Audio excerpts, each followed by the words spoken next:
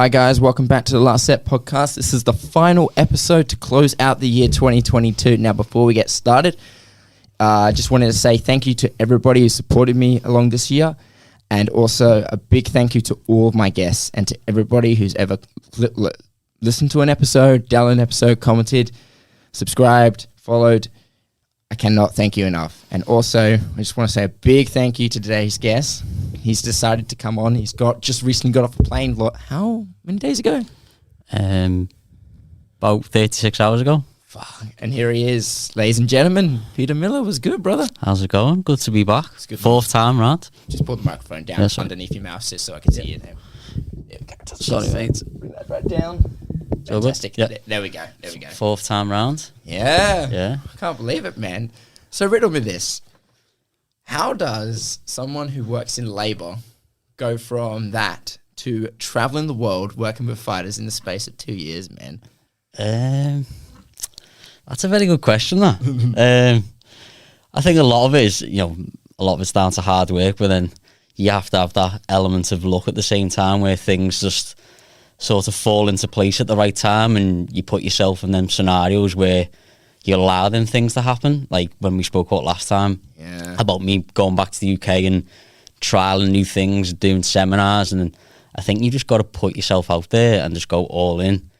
And I know it's a lot very cliche, and people say, all the stuff you see on Instagram about hard work and stuff, but it generally is like you put yourself out there, you're already halfway there. Yeah. You've really made a name for yourself. We were just talking just before the podcast started that being in the, fight world and all that, and being in a PT world, I don't think anyone's ever name dropped anyone as much as you. When I'm always like, oh yeah, do you follow, what do you do for your nutrition? And they'd be like, oh, I work with this guy called Pete. I was like, fucking, he's come on the podcast like 3 times already. And I think it's just awesome to really watch someone who's so authentic grow. Yeah. That's the main thing. Thank you. Because in this world, in social media, there's so many fakers. Yeah. So many people trying to fake it. Like, I don't think I'll ever see that come out of you. And whenever you make your post as well, it's very honest and genuine. And there's also been times like where you've just been like, I don't know as well. And that's the most important thing for me. Yeah. So hats off to you, buddy. Thank you, man. So let's recap what the fuck you've done this year. This year. So this is only I worked out this is the 3rd time I've been back in Australia since February. So I've only been in Australia for 4 weeks out of the past 11 months now. Yeah. So I went back to the UK in February, and then I had my first fight. Who was fighting for the world title in February. Mm-hmm. Came back, experienced the whole scenario of winning the world title, and I was like, I like this. I like being around this. Like, I want to see a bit more of this. So I decided to stay a bit longer, and then just been doing a lot of fights overseas. Been to the UFC, been to one championship, been to a couple of fights in Dubai, Abu Dhabi. So just been traveling around and getting that sort of learning experience, and because it's very easy to give not very easy, but very give a meal plan on your laptop. There you go, send it away. But it's a completely different scenario when you're there in person, fight week, the pressure's on. And I wanted to put myself in that scenario to learn, because you're only going to get better when you're in them positions. So just been really just going all out with work, seminars, fights, and now I've decided I'm done for the year and I'm going to settle back in Perth for a month or so, and then reflect, regroup, and go again for 2023. Yeah, you recently told me you as well just in, was it Thailand for the last 2 months? So I was on and off. I've been in Thailand, Dubai, and Singapore for the past 2.5 months. All right, man. Yeah. How do you ever get homesick? It's weird. I actually don't. Yeah. Well, because you're not married or anything. You don't have. Yeah. You're most of your family's back in the UK. Back in the UK. Yeah. So you don't really have that attachment to anyone. Yeah. It's good. When I was back in the UK, I was staying with my family, which is good to see them, because obviously due to COVID, couldn't travel, couldn't see family. But there's been a lone ranger just going around, meeting new groups of people and fighters that, you know, it's quite cool as well when you're working with a fighter for so long, but you've never actually met them in person, then you meet them in person. It's like, it's just nice to get to know them and the team and the family. But yeah, I was in the UK from June to September, and then flew to Thailand in end of September. Had a couple of big fights in Thailand, then went to Dubai. I had a guy fighting on the Floyd Mayweather card, and then to Singapore for one championship, back to Thailand, and now I'm here. Yeah, let's pack it on fight by fight. Okay, it's good. There's just so much to digest. Okay. So starting with the Mayweather card, how did that happen? Do you know what? Like, it was the maddest week I think I've ever had. It was like, so I had a guy on the card. His name's Jack Fincham. He was on Love Island. Don't know if anyone watches Love Island. Yeah, that guy. Yeah, so he fought at amateur level as a kid, and then, you know, now the YouTube boxing things, you know, come quite big. So he got offered a fight, and it was on the Floyd Mayweather card in Dubai. He's fighting Deji, I think, a YouTuber. Yeah. So yeah, went out there with Jack. It was basically, this is my summary of it. It was basically a rich person who just threw a lot of money at this event. This promotion is called Victory Global Fighting Promotions. So it was so unorganized. It was just a big money show. Like, we ended up going to the Dubai Sports Palace, meeting the Sheikh's son. It was like, it was one of them things you're like, what the hell's going on here? And like, so the fight card, like, Jack fought. It was a good fight, and then all the things like Jake Paul was there, Andrew Tate was there, and all the things. Did you see it online with like Jake Paul and John Fury outside the ring? And I was like ringside thinking like, what the hell is going on here? And then Floyd Mayweather was there. It was just one of them weeks where I was like, how the hell have I managed to like be this close here? So it was just like a crazy experience. Like, in terms of like the weight cutting process, it was like a lot of people criticize all these like celebrity YouTube boxers, but Jack literally followed everything to the T. Like, trained super hard, did the weight cut like a professional, did everything professionally. So that side of things was like spot on, but like the whole event and like how money can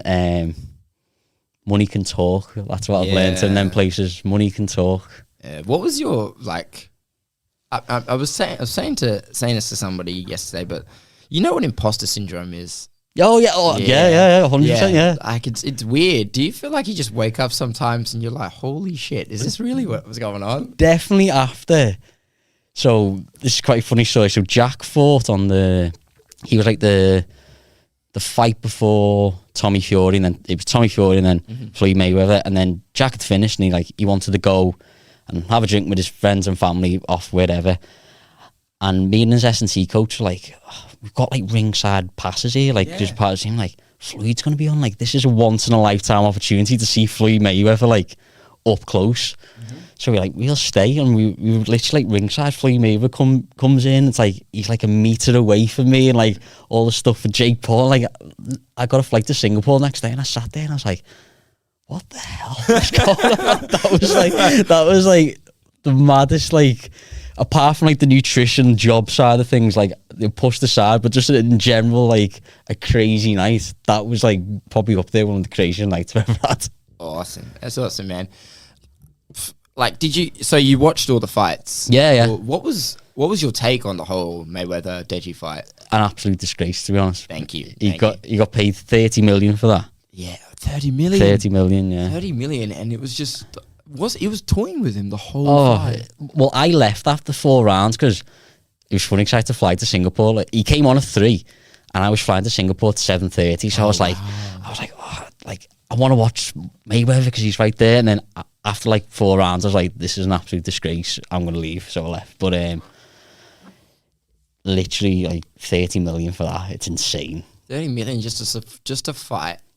It wasn't even a sparring match. Like, you wouldn't even class it as a sparring match, would you? You wouldn't, like, it was just dodging him the whole time. He gave him a black eye though, didn't he? Deji? Yeah. But that's probably just him, just caught off guard. We're just messing around. But yeah, it was crazy. All the thing, there's so many stories to tell about like the weight cut, like people like missing weight. Tommy Fury missed weight. Like I was there, he missed weight, and then it got twisted that he didn't miss weight. But then like when you're obviously there and you see it, like you know the truth, like it was mad. Yeah, that's actually one thing I wanted to bring up. So with Jack, what was the story with him? How much did he have to lose? So he was fighting at 82. Okay. He was originally fighting at 84, and then his opponent. I don't know. Did you see his opponent? And I did. And he's another story in itself. He's just crazy, but he wanted to change the weight to 82. So like, literally last minute, we had to change the weight. Even there's like no contract agreement. This is how like much of a shambles the promotion was. There was like no sort of signed agreements, anything. It was just and like because Jack hadn't done this before, he didn't know how it worked. So bit of a shit zone. Like the hotel didn't have a sauna or a bath, so we had to use one of the ringside girls' apartments in Dubai. No way. So I thought my hotel, so I was staying in a separate hotel, and I booked the hotel purely because it said I had a bath. So I got there, didn't have a bath, didn't have them in the whole place. So booking.com lied. So they didn't have any bath or sauna in Jack's hotel. So Jack knew one of the ringside girls. So she's like, "Oh, you can use our apartment in Dubai Marina." So here's us like going to this random apartment in Dubai Marina, turn the tap on, fill the bath up. I come back in the room, the bath water's completely yellow. There was a problem with this, like the water system in Dubai. So we had to get in this like yellow bath because like, that's like the side of things like you don't see. People are like, oh yeah, he's traveling and doing all these weight cut. People don't see that kind of side to things where like that's crazy. So there was there no gyms that you could go to and just was there no recovery? Because it was late at night. So here's us just using this random girl's apartment to cut the weight. It was just like just send her a message, say, "Hey, love, can I use your bathtub?" Can you use your bathtub, please? Have you got any spare towels? But it was just an eye-opening experience just to see how like the money over there, like money talks. Like there's no organisation, but if you've got the money, you can do whatever you want over there. And like they had to give like personal chauffeurs, and it was just I felt like when you talk about imposter syndrome, I was just like, this feels so weird. I mean, I do see that's the thing that people don't really pay much attention to. Like when you just see the fights, you see like the 5-10 seconds of it. There is literally so many hours and so many things that goes into everything that happens backstage, and no one was actually telling me about the weight change and all that. So why did the opponent want to change the weight? Did he just say... Because he walked around, this is what I came to the conclusion of, he walked around at a lighter weight. Okay. So if Jack missed the weight, he'd get a percentage of his purse, and this guy... He was there to try and be famous. He was even saying to Jack, how does he get on Love Island? Like he's there. I think he's a former Bellator fighter and boxer. He just wants to be famous. So like his whole thing, kicking up a fuss, he was like staring down Jack, trying to grab hold of him in press conferences. But behind the scenes, he's like, all right, mate, like really nice to him. It was like, it was such a fake, like a fake world. It was, it was pretty funny, especially with the John Fury Jake Paul thing. That was like, as I said, all my job aside, that was just a funny thing to watch. Yeah, I actually saw that online. I remember how I know John Fury's. He's a madman though. I got a picture. He's massive. He's huge. He's 6'4". He's huge. Huge. All the Fury people are just like massive and all that. But because isn't sorry, there's Tyson and then there's Tommy. Yeah. Tommy and Tyson, they're half brothers. Yeah. That's what I thought. Because I would always look at Tommy, I was like, why do him and Tyson look completely different? Yeah, Tommy's a lot smaller in person. You think Tommy's quite big, but he's not as big as you think. No, I think he's the same height as Jake. Yeah. That's what I believe. Because I've seen photos of them standing face to face, and I'm like, they're 6'1", or 6 foot, roughly, give or take. What was your take on the Tommy fight? Because I read a few articles. I watched it back myself. I was like, Tommy just walked away with the win there. That wasn't. Yeah, it was quite close. Well, this is a story that no one really knows about. So basically, I got to Dubai on the Tuesday, and his original opponent, this guy called Paul Bamber, and he was skipping outside from like the Wednesday or the Tuesday or the Wednesday, skipping outside. So he was obviously struggling to cut the weight. And then it came to weighing day. We're all weighing in the hotel gym, and he made weight, Paul, and then Tommy Fury comes in, and he comes in like 7 pounds over, and says like, I'm fighting, like that's it kind of thing. And then they basically, because Tommy's the big draw, and that Paul didn't wanted a percentage of his purse or something along them lines. Anyway, I don't know the full facts of it, but they basically kicked that Paul out the hotel, cancelled his flight, and then got someone else in like 3 hours before. Wow, it's crazy. Jesus, why couldn't Tommy cut the weight? Was it what was his argument? I have no idea. Yeah. That's like hearing from someone else, and someone else, like that's the story behind it. Look, if you're listening, this is what happens when you don't have the right nutritionist, mate. Don't sue me for missing things. give the man a plug. So let's recap. So you've seen the fights, you've seen all the carnage. How close were you to Andrew Tate, by the way, and all that? I shook his hand. You saw it? Oh my god! Yeah. So what was he like? Yeah, he was nice because he knows someone I know. So I work, long story short, I work like a mindset coach at home, and he commentates on fights, like kickboxing fights back in the UK, and he's known Andrew Tate for years. So the first thing I said to grab his attention was, do you know my mate Vinny Showman? And he was like, yeah, and then shook his hand and then he walked off. Fuck. Yeah, because I'm a massive Andrew Tate fan. I've been following him for. I tell people this. I've been following Andrew Tate before he even got famous. Before all this, when the podcast started, I was always watching kickboxing and all that, and I knew about his fights as well. But I was following him whilst he was a kickboxer. Yeah. And then when he blew up, and then people were just like, "Have you seen Andrew Tate?" I was like, "Yeah, fucking, I've been a fan of him for years." Like I've spoken about him so many times on the podcast before, but he's one of the most wildly misconceptions. What's the word? Misjudged. Yeah, misjudged. The person and he's probably one of the most famous people on the face of the earth as well. Yeah, right now, definitely. But if you actually go from an actual more like fighting perspective, if you actually go back to his career, look at what he's actually achieved, and look at the shit that he had to go through to get to where he was. Yeah. You cannot discredit him at all. Yeah. So when I hear people saying, "Oh, he's going to fight Logan Paul," "Oh, Jake Paul's going to smash," I'm like, no. He fights people and beat people who would smash Jake Paul and Logan Paul for breakfast and all that. Just fuck. I'm surprised he's entertaining the fact with a fight with Jake Paul. He just seems like the type of person to me that he doesn't really need to do that. That's what I thought. Yeah. Maybe that. Stare down was just maybe a publicity thing. Yeah, so you were there and you saw that. I was probably where Jake Paul's probably where you are. I was there. Yeah. Wow. Holy crap. Yeah. Anyway, so like moving on then. So you got out of the arena. You said you had to get on a flight straight away to Singapore. Singapore for one championship. Yeah. What was the business in Singapore? Who were you? I had 2 lads on and 2 UK fighters. Liam Nolan, John Haggerty. So they were both fighting on the same card. So yeah, straight off the plane, straight into doing like the nutrition and the weight cut for one championship. So yeah, it was a pretty hectic 11 days. Fuck.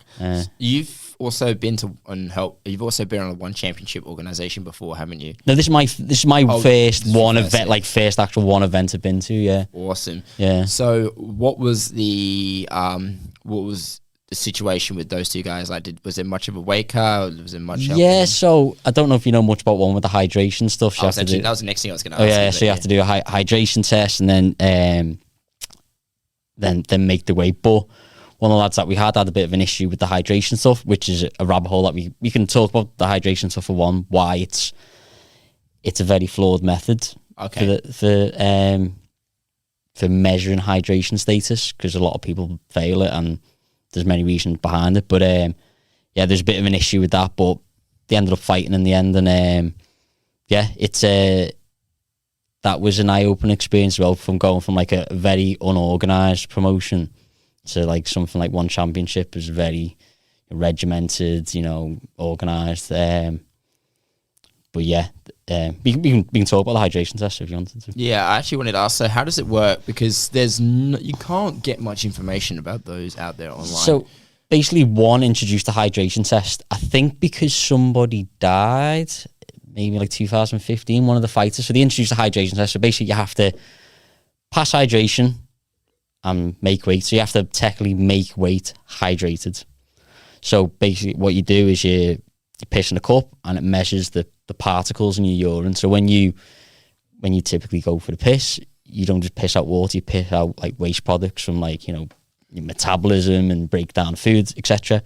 So when you're dehydrated, your body holds onto more water, tries to hold onto more water. So your urine will be more concentrated with them particles. So basically think about when you have a glass of cordial juice and you put a little bit of cordial juice in water and it you know, it's just the right amount, it tastes okay. So they like the urine balance is like that. But then when you say you take half of that water out, it's a lot more concentrated, isn't it? That solution with the squash. Does that make sense? Yeah, that makes sense. So so basically when you're dehydrated, in theory, your concentration in your urine would be really high. So your USG score, so the USG test that they do, urine specific gravity, will be higher.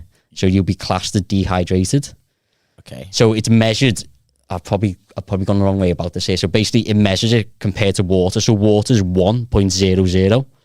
1.00. So just normal distilled water. Okay. They put it in a refractometer. It comes up 1.00. Okay. But someone who like normal urine's like a little bit higher than that. But then when you're dehydrated, obviously it's higher. Oh. So the cutoff point in one is 1.025, and then if you fail that, you have to go back and do it again. Okay. But the big thing for one, this is why it's like such a really complicated topic, because people see, someone so failed weight and hydration in one, and they automatically assume, they didn't make the weight. But these people the majority of them do make the weight, but they fail the hydration.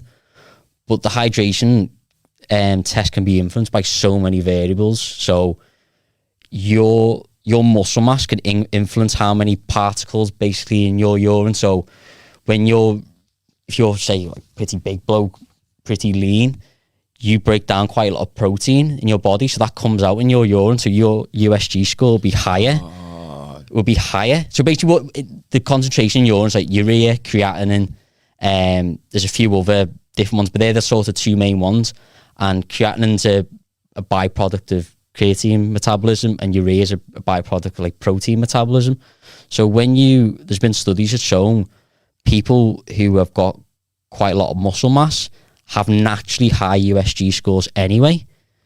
Oh. So okay. So one doesn't really take that into that individual variability. So it's basically like you've got to make that score below that score, otherwise you fail.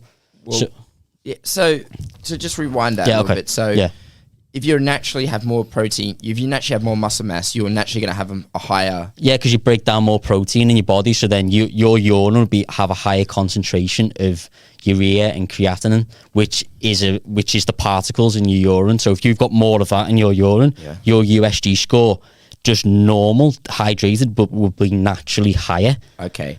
So is that also affected if you have like a very, let's say, if you're be affected by BMI, because you get those lads who like, you know, fight like flyweight, and they're shredded. The studies have shown it. It's people. There's a study on wrestlers. So wrestlers naturally have higher USG values resting. Okay. Because they have a lot more muscle mass, and also in terms of this is going down. We'll go down this rabbit hole, but like in terms of, if you have creatine in your diet, the metabolic byproduct of creatine is creatinine. Okay. So if you're having creatine in your diet or your supplement with creatine, your urine's going to be naturally higher anyway. So that will influence the USG scores. If you perform any high intensity activity, say you wanted to cut the weight, instead of doing it in the bath, you're like, you know what, I'm going to hit the pads fucking hard for an hour. Your protein, you break down protein in your body, then that comes out in your urine. So there's so many factors that influence that score. Wow. Okay. So the thing that people say is like one solves the hydration issue. Like it's you know, it's a game changer. But there's so many variables to a urine specific gravity test. What the only test that they use. So I place my bets that there's people that have probably failed that test, not down to specifically being dehydrated, but down to like potentially because the big blokes or what they've eaten. Like, yeah, it's a very complicated topic, and it's something that I want to try and talk about more on my Instagram page. But it's a bit of a conflicting thing for me because I work with 8 guys in one. Eight guys now. I work. Six guys and 2 girls in one championship now, so it's a very like sensitive topic that I don't want to put things out and I get a lawsuit from one saying it's like, but people from the outside see, like just like John, he failed the hydration. So people from the outside, he missed weight. He didn't. He's got naturally high USG scores. So it's a very complicated topic. The one area. Did any of your lads have any issues with the hydration test? John did. He failed twice. Twice? Yeah. And because he was a big bloke and all? No. So we need to potentially look at, he might have some type of kidney function issue potentially. Really?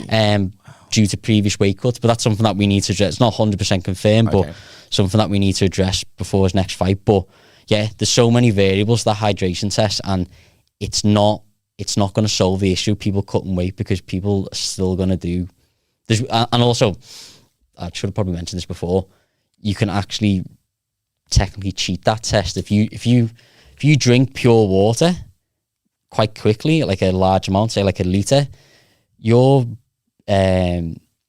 body doesn't like that. So your body basically tries to protect you from overloading with fluid. So what the kidneys do is go, okay, we've got quite a bit of water, it's diluting the blood, so it flushes that out, so you end up like peeing pure, basically really clear water. So that's how people do that, like basically cheat. Wow. So there's 2 ways of doing it really. Either you drink a load of fluid, and then you cut the weight in the sauna and that fluid in your bladder, and then you piss it out, and then that's clear. And then also, if you cut the weight and then drank, say you cut it, you need to lose a kilo, you lost half a kilo. You need to lose half a kilo, but you lost a kilo, but then drank 500 ml straight away. That will go straight into your stomach, and then you'll piss that water out. Wow. So I've probably gone about it in circles there, but like it's such a complicated topic, the one stuff. Wow. And the whole planning of that week is all around that hydration stuff, which makes it's just another hurdle for fighters, which they're still gonna try and manipulate and cheat. So it doesn't solve the weight cutting issue. No, it doesn't, because the weight cutting issue is probably the hardest.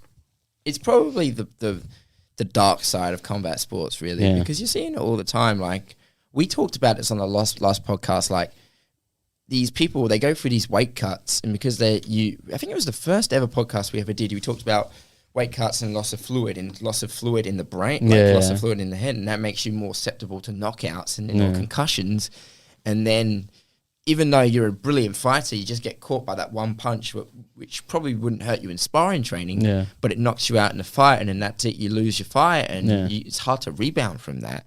Well, the thing is as well, that a lot of, like, the same thing for what they're doing now, because I work with quite a lot of Thai boxers. So if you're fighting for like a WBC belt, they do like a 2-week weight check. They do a 1-week weight check now. You've got to be within a certain range. That's all like nice. Oh yeah, they're trying to combat like the weight cutting issue. All people are doing is just sitting in the bath, losing that little bit extra weight, and they're just putting that back on once they've weighed in. Do you know what I mean? It's like, it's just presenting another hurdle. But people are still going to cheat. They're still going to try and overcome that hill. I'll be honest, I've done it with my lads. Like, we've had to be a certain percent. He's got a 2-week weight check. He's not really far off it, but we're not going to really...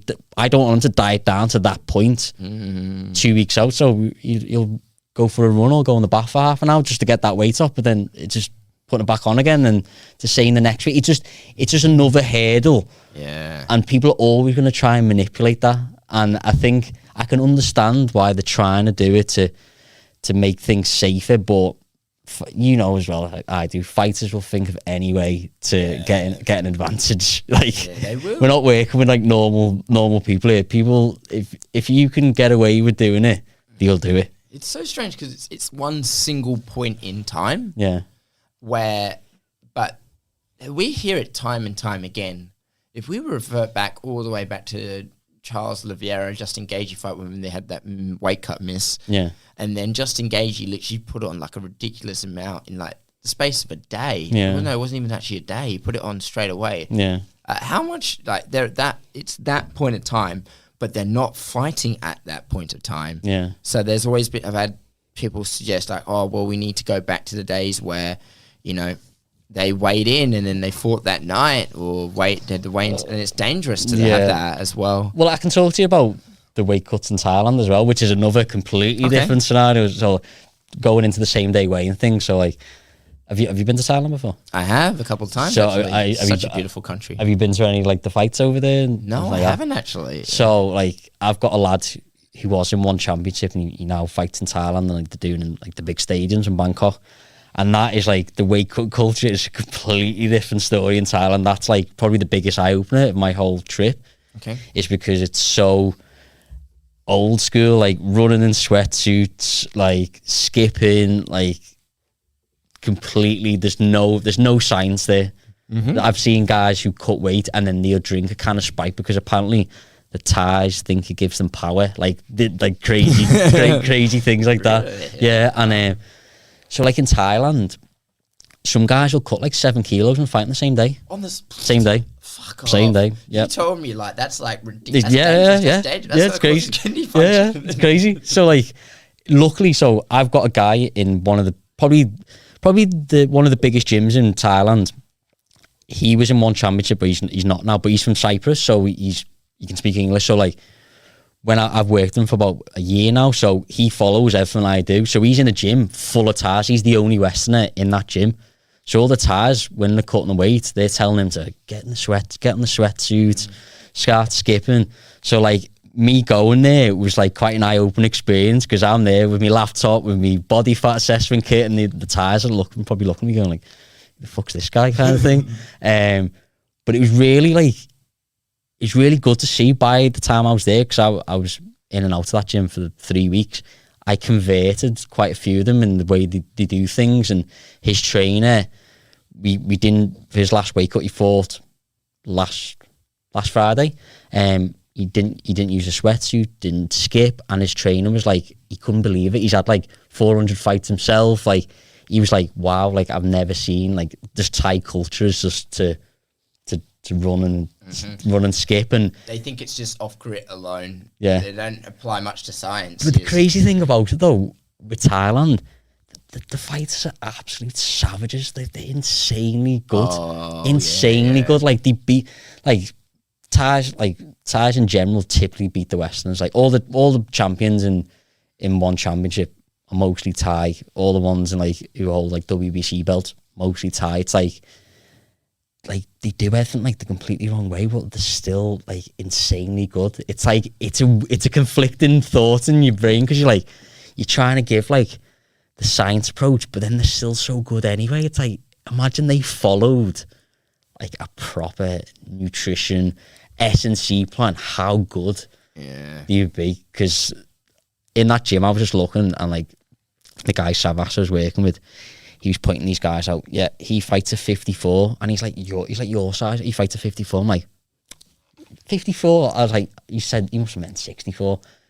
Does he mean? Yeah, he fights a 54. He's got like 8 kilos to cut, same day weighing. I'm like, what? Wow. Yeah, he's stadium champion.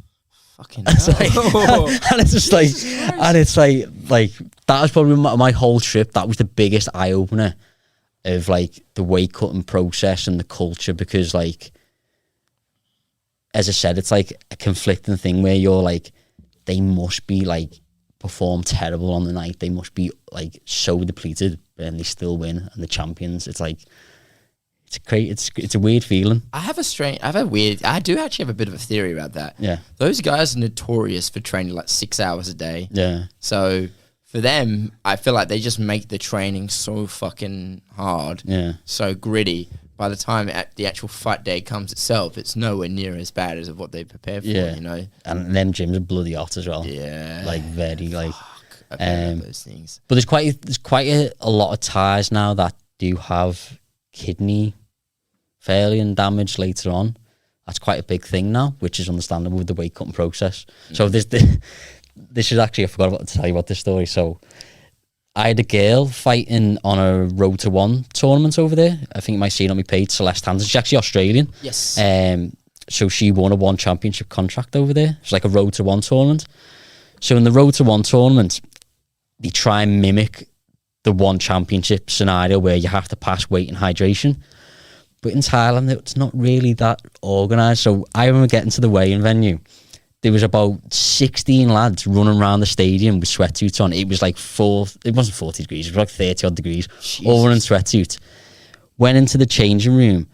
There was people holding piss cups in and out, just moving in and out the toilet. I was like, what's going on here? And like, what people are doing is like, their trainer was like pissing in a cup, putting it around the corner of the toilet. The fighter was going in, taking it, and then obviously, you know, using it for the hydration test and passing. Like, people, it was the most insane thing I've ever seen. Like, people in and out the toilet. There was no like with one, someone's there, like watching you weigh. Like, you couldn't get any closer. Oh, sorry, you couldn't get any closer. But there, it was insane how like no one was there watching and people were just cheating, but then still running around. Then they had to run around the block. It was like. Yeah, it was mental. It was mental, that culture over there.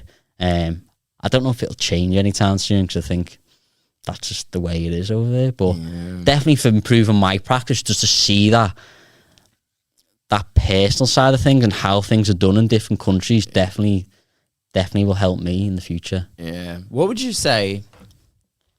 That's a big contrast, though. Like in terms of difference, like running around stadiums and pissing in cups and.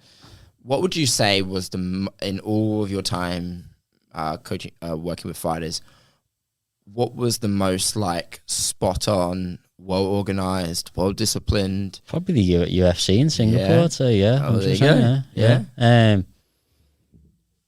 Yeah. I'd say 100%. Like to set up the UFC, and especially with the UFC as well, that when you go, and I've had Jack go there, and I've had other fighters go to UFC, all the food's sorted for them. So I'll message the guy, the head of the UFC, you know, for example, Jack's coming in.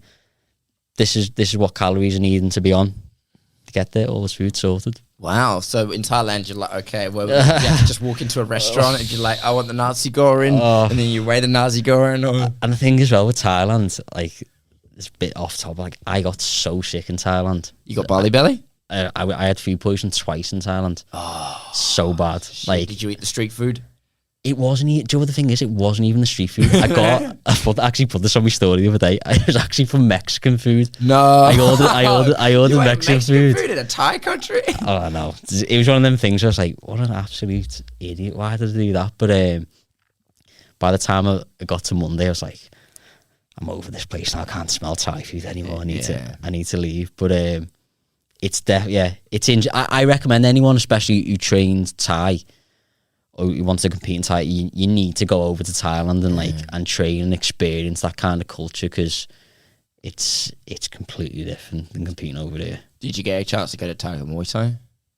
No, I didn't. I did go to Phuket, but that's when I had food poisoning. Oh, Phuket's where I've been. Phuket's beautiful. Yeah. It's one of the most beautiful places. I think there's just a lot to learn. Like, it's just taking a sidestep, there's so much that Westerners can learn from Thailand. I went to Bali for the first time this year. Okay. And I had experienced Thailand before, and Thailand's a fucking party city, crazy country. But Bali, everyone's just so fucking peaceful over there. Just no one's trying to one-up each other. It's a country where, you know, people are just working hard just to get by. They're not trying to fucking stand out or anything. They just want what's best for their family. Anyway, so why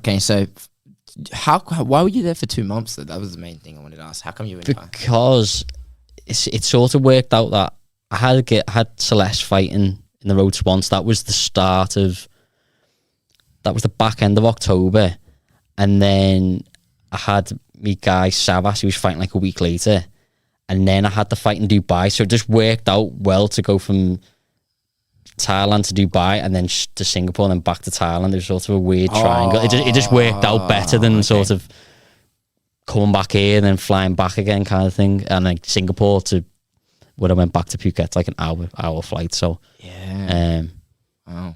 But yeah, so yeah, it was interesting. And like next year is probably going to be even more traveling. Have you got anything booked so far? Potentially Saudi Arabia. What's the story with that? So Jack, the guy who's on the Floyd Mayweather card, that promotion is going to Saudi Arabia, I think. Oh wow! Yeah, so yeah, it'd be interesting to go into Saudi. Yeah, shout out to Jack, man. Good on you, brother. Well, it's like I gotta ask now, how many fighters have you worked with this year and all that? Do you know what? I haven't have worked out, but I would say I've probably done at least, I'd say at least like 300 weight cuts. 300 weight Yeah, cuts? I'd say at least, yeah. Holy shit. Yeah. Wow. Yeah. That's, how many did you do the year before that? Probably like half, maybe 200, something like that, yeah. Wow. Like this year's been like, in terms of like business wise and growth wise, it's been like, yeah, it's been crazy. That's like a massive explosion. Yeah. Yeah. Good on you, man. Good on you. Because I remember like the first time we talked, it was like we did the Zoom call and you say, yeah, working with little pit boys on a local circuit. And then just one day you're like traveling the fucking world and all that. That's all that, man. That's brilliant. I'm really happy for you because thank you, man. It goes to show again, when you work hard at something, but when you also tell the truth and you actually dedicate yourself like to one thing, like one thing, like I don't see you telling about anything else and see you like promoting anything else. You got this one thing nailed down, and then from then it's just like absolutely like flourish. Also, do you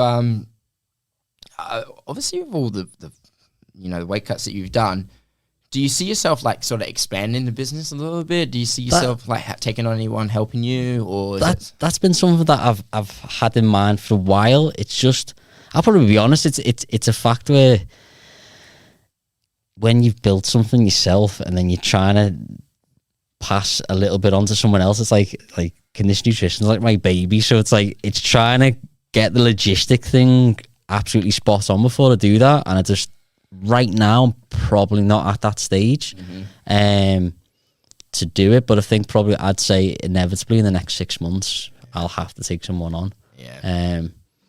Because just getting too many inquiries and it's like, and it's finding that person as well. It's finding that someone who's got that passion like me, who's got that work ethic, who's got that obsession with it. And it's very easy to, do an interview with someone and someone comes across as like, oh yeah, great. Like you need, it's a hard one. But I think definitely taking someone on the next 6 months and then doing a lot more like online stuff like webinars and stuff like that. That's what I want to go into. And then potentially going to America next year, doing like some seminars in America.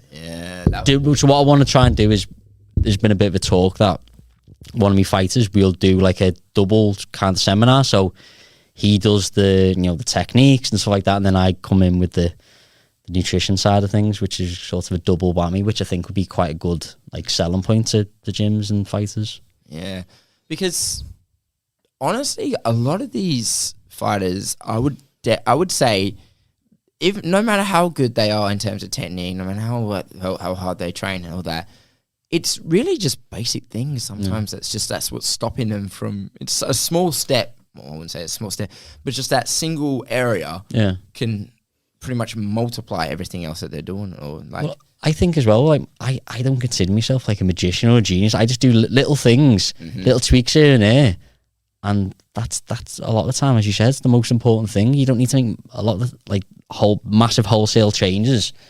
It's a little few tweaks here and there. It could be the difference from you cutting, 3 kilos on fight week to 2 kilos just by getting a proper plan in place. And, I think that this line of work's not, probably underselling myself here, but so I'm not like a genius with it, but it's like just them little changes to the plan. That's all that's basically all you need. And especially, I've done posts about this before. People think like elite fighters, world champions have this like super complicated, strict diet. You need to have 15 grams of this, and you got to do it this time, and you got to take your pre-workout, your intra-workout. It's not like that. Like these guys, you just got to get the fundamentals right, and you're 3/4 of the way there. And like people just seem to think that nutrition is really complicated with graphs and all crazy shit like that, and it's not. It's actually quite, looking back at it myself and some of the things I learned, it's very basic stuff, and really all it comes down to just applying yourself. But like, I'll give you my personal take, but the reason why it's not, the reason why it's not like you don't see much about it is because I don't think for them it's very popular. Yeah. I feel like they can just feel like I feel like as if they believe they can get away with it. You know what I mean? Like, you've probably come across a few fighters or athletes who train like madmen or madwomen, all that, but their diet's absolute dog shit and they think they can out-train a bad diet. Yeah. All the time, yeah. All the time, especially when like you take someone new on and you ask them, you know, your diet history or what you have before training. Or I don't usually eat before training. And then they'll say, when do you feel most fatigued? How during training? Maybe that's a thing that we need to sort out then. Like, just a simple thing by having, like, you know, have a little bit of food before you train. Maybe that's problem solved. Like, it's not. And like, yeah, and as you said when we talked about the Thailand thing, it's like a badge of honor where, oh, you know, I'm just getting through the training, and like they put up like a motivational speech in the training. Do you know, like you see it on Instagram and they're hitting the pads and there's some voice in the background. I work so hard. It's like, you don't need to be like that. As long as you know you're doing the right things and you need to get that rest in.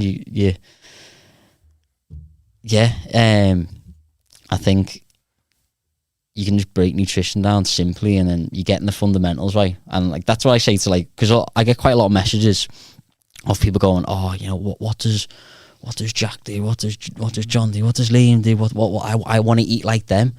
And then when you tell them what they eat, they're just like, oh yeah, I thought it'd be a lot more complicated than that. Like, no, that's you know, 3 meals a day, couple of snacks. You know, sometimes you have a halo ice cream before they go to bed, and then they have a couple of rest days a week. That's pretty much it, mate. So these guys ain't smashing raw meat, testicles, or anything like Liver King or anything like that? Not doing anything like that. Nothing I know of, anyway. Well, that's what they actually wanted to bring up, because obviously if you've been living under a rock lately, people have been talking about Liver King, and we were just saying before the podcast, I'm like, what, you guys didn't know he was on shit? Like, I think people, like, it's like that cult culture, isn't it, where like people have like probably signed up to stuff, like watch his videos, and they've become drawn to him, where it's like whatever he says is gospel, so they're sort of blinded by it. And I can understand that, and fair play to him. He's done all right for himself for what he's done. Like, the guy's just got his top off going around. He's been all around the world, hasn't he, and stuff like that. But how people didn't think he wasn't jacked up to the eyeballs is like beyond me. But at the same time, when we're talking about nutrition, not a lot of people know about nutrition. Not a lot of people know that, like, you can't get like that. Like, people are stupid, but you know what I mean. Like, people don't know. People haven't got that education. Like, all the people like in the fitness circle, we're not stupid, but the average person who you know trains a couple of times a week, doesn't know much about nutrition, they'd be looking and thinking, oh yeah, I could get like that. Yeah, I just need to eat raw testicles. Yeah. Sweet. straight to the butchers, yeah. Well, here's the thing. I made a joke about this a while ago, where Liver King went on a podcast and he was talking about, oh yeah, it's a common ancestral practice. Like, if you had like a weak heart, you'd eat the heart of a strong animal, and that would make your heart stronger. Yeah. And I was thinking to myself, if that was the case, every dude with an erectile dysfunction eat a horse dick for breakfast. That's literally what I was saying. We would cure erectile dysfunction overnight. Go into the Perth Nervous Abattoir and finding the horse dick. Yeah. Or we'd be eating like monkey brains to cure tumours and stuff. Like, come on, guys, use your fucking brain. I wonder, it'd be interesting to see. Like, I wonder if he if he's still in the public eye now. Yeah. I think he will. I think he's probably got that cult status from a lot of people. People will still follow him. I think we hit it too late. I really think we got him way too late. Yeah. Because he posted that apology video, and the apology video is just absolutely terrible. It's like he's like in character, isn't it? It's like it's like it's not him. I think I watched the podcast. is it Chris Williamson? Have you seen it? Yes, he's brilliant. And he was saying like he could have just acted himself, but he chose to stay in character. Yeah, he's like a WWE character. Like he could have just been really honest. If you actually watch the thing back, right, the way that he talked is like he's talking off a script. Oh yeah, it's and have other people kill themselves, and I'm there to save the people. It's like it's like you're trying to divert the issue to something more pressing and important. I took a load of steroids for the hurting people. It was just it didn't make it. Just I thought it was weird. But the one thing I actually wanted to ask you and all that, so because we're not far from wrapping this up, but this is sort of a 2-part question. Okay, but are there any? Have you ever seen any studies, or have you prescribed, like, surely there are benefits to eating organs, right?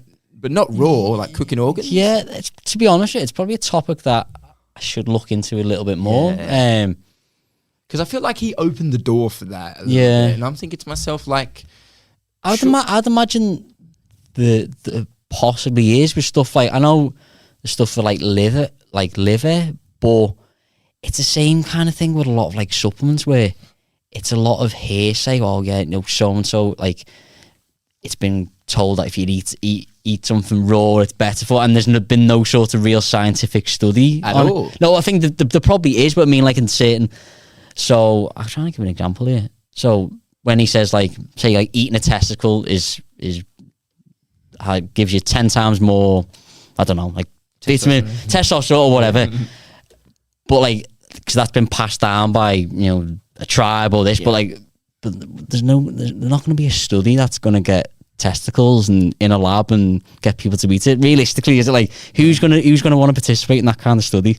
No. So it's a lot of like hearsay where it's like you don't really know if it does have the benefits. If that makes sense. But like I would imagine there's definitely quite a few studies on like compared to like raw and uncooked stuff and like organs, but I just don't think I couldn't imagine like someone like ECU going, oh right, we're gonna get a study here, we're gonna get people to eat raw testicles, we need participants. I can't imagine to be a lot of people to take up that, like a really scientific controlled study.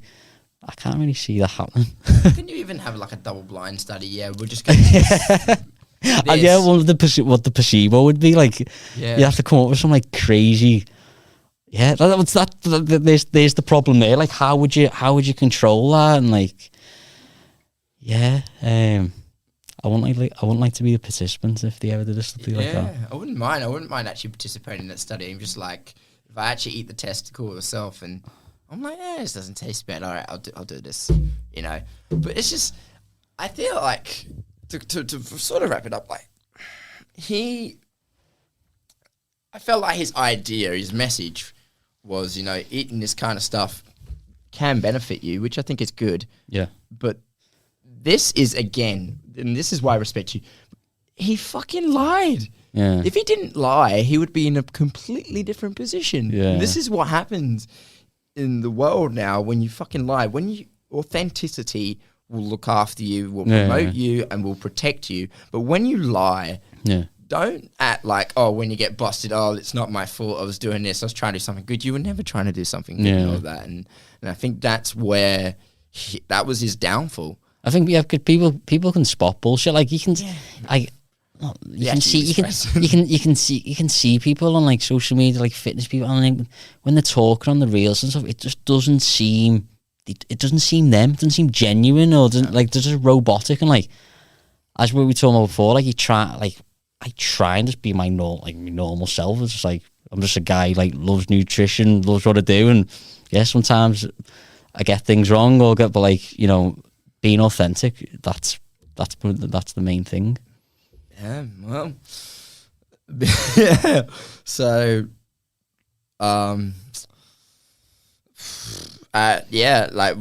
finish it off, man, what do you think's like next for the guy? Do you think, he's done, or do you think, he can bounce back a little bit from this? I think he'd probably still be around. I don't think he's going to be getting invited to places, but I still put this way, I don't think he's going to be homeless on the streets anytime soon. I think he's all right. Yeah, he's got... I think he'll be all right. He might go off the public eye, but I think he'll be okay. He's probably just going to have a video of him crying on TikTok with all the $100 bills, just like... and he's just like that. He's just like a wraith, like really skinny. Yeah, I know. That's what it is at the end of the day. Anyway, guys, that is all. I just want to say a big thank you, Pete, man. Thank you, man. Good to see you again. So glad you came back for this, man. I wish you all the best for next year, brother. Thank you, man. I really do. Appreciate it. And also, guys, thank you very much for listening to the podcast. Thank you so much for supporting me this year. 2023 is going to be an insanely good year for content, for podcasts, and hopefully we're going to get Pete back on. You know, he's going to share us more 6 months later, more stories from his travels. Anyway, Pete, you know the drill. If anyone wants to find you or reach out to you, how can they do so? Probably best just hit me up on Instagram, condition.nutrition, and yeah, if you need any advice or anything, just drop me a message and yeah, I'll get back to you. Awesome. All right. Thank you very much for listening, guys. And that is game. See you in 2023.